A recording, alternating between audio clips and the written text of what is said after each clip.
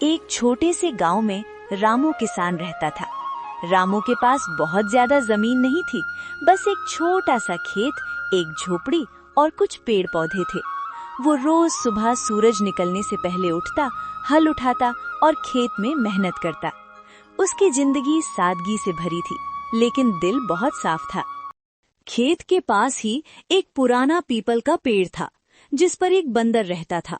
गांव के लोग उस बंदर से डरते थे, लेकिन रामू कभी उसे नुकसान नहीं पहुंचाता था। बस कभी कभी हंसकर कह देता, अरे बंदर भैया, ज्यादा फल मत तोड़ना। बंदर थोड़ा शरारती था। वो कभी कभी खेत से फल तोड़ लेता, कभी मिट्टी उछाल देता। रामू उसे डांटता नहीं था, बस समझाने की कोशिश करता। बंदर भी मन ही मन सोचता, ये इंसान अलग है, मुझे भगाता नहीं। धीरे धीरे बंदर रामू को रोज देखता, उसकी मेहनत समझने लगा। एक दिन रामू बहुत तेज बुखार से बीमार पड़ गया। वो कई दिनों तक खेत में नहीं जा पाया। फसल सूखने लगी, पौधे मुरझाने लगे। रामू झोपड़ी में लेटा लेटा सोचता, अगर खेत बर्बाद हो गया तो मेरा क्या होगा। उसी दिन बंदर ने देखा कि रामू खेत नहीं आया। बंदर पीपल के पेड़ से उतरकर झोपड़ी के पास आया।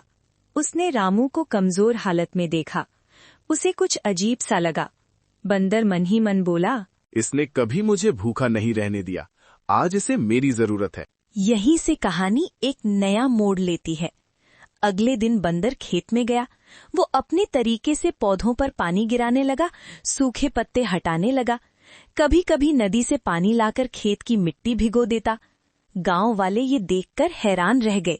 अरे, बंदर किसान का काम कर रहा है। गांव में एक लालची आदमी था, भोलू सेठ। उसकी नजर रामू के खेत पर थी। वो सोचता था, रामू बीमार है, मौका अच्छा है। एक रात वो खेत में चोरी करने आया। जैसे ही भोलू सेठ फसल काटने लगा, बंदर ने शोर मचा दिया। वो पेड़ से कूदकर उसके पीछे पड़ गया, मिट्टी फेंकने लगा, पत्थर लुढ़काने लगा। भोलू डर गया और भाग खड़ा हुआ। गांव वाले इकट्ठा हो गए। सब बोले, आज तो बंदर ने किसान का खेत बचा लिया। कुछ दिनों बाद रामू ठीक हो गया। जब वो खेत पहुंचा तो देखकर उसकी आंखों में आंसू आ गए। फसल हरी भरी थी। गांव वालों ने सारी बात बता दी। रामू बोला, आज अगर ये बंदर नहीं होता तो मेरा सब कुछ खत्म हो जाता। उसी रात रामू ने सपना देखा। सपने में भगवान आए और बोले, रामू, तुम मेहनती है, लेकिन तेरी किस्मत तुझे परख रही थी। ये बंदर तुझे सही रास्ता दिखाने आया था। रामू की नींद खुल गई। रामू ने पहले से ज्यादा मेहनत शुरू कर दी। इस बार फसल बहुत ज्यादा हुई। उसकी जिंदगी बदलने लगी। रामू ने बंदर के लिए पीपल के पेड़ के पास छोटा सा घर बनवा दिया और रोज फल रखता।